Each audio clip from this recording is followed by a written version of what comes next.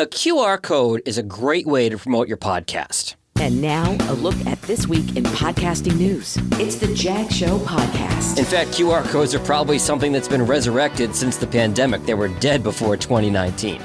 So I'm at a friend's house at a Super Bowl party on Sunday night.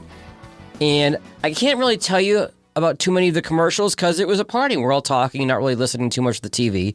But the one commercial that caught my eye was the Coinbase commercial, where they had just that bouncing QR code going all over the screen for 30 seconds.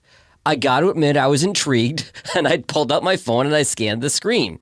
And it was for $15 in free Bitcoin if you sign up for Coinbase. I don't know Bitcoin, I don't know crypto, I don't know NFTs, but $15 in free Bitcoin? Seemed like a good idea. So I did it. Now, was the ad effective?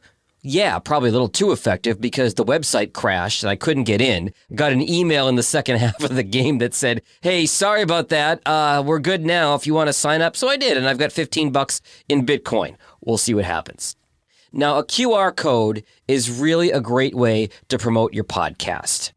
It's a lot easier than having a long URL to send somebody to. And you can put it on your website. You'll see it here in the corner of this video if you're watching this episode of The Jag Show on video. You can even put it on a business card. Real quick, real easy way for someone to pull up your podcast right there on their phone. They're free to generate. A bunch of websites will generate a free QR code for you. Now, the question is, what URL do you point that QR code to? Well, there are a couple different ideas. You could have different QR codes if you wanted one for Apple Podcasts, one for Spotify, one for a website.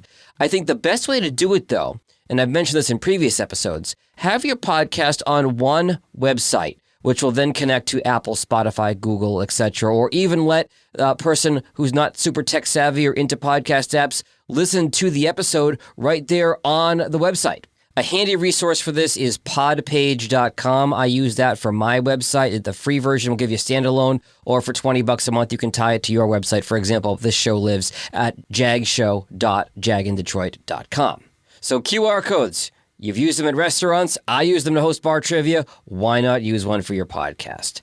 Very quickly, one piece of podcasting news before I let you go today. The top 5 podcasts of 2021 by weekly listeners as released by Edison Research. Number 5, Stuff You Should Know. Number 4, This American Life. Number 3, Crime Junkies. Number 2, The Daily. And number 1, The Joe Rogan Experience. I don't think the recent controversies around that show are going to change how this shakes out.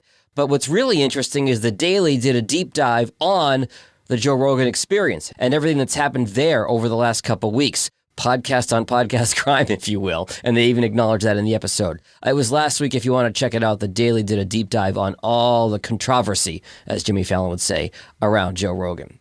If you need help with your podcast or have questions at all about podcasting, you can find me on social at jagindetroit or on my website at jagindetroit.com. Until next time, stay healthy and stay safe. Later. Thanks for listening to the Jag Show Podcast. For help with your podcast, find Jag on the web at jagindetroit.com.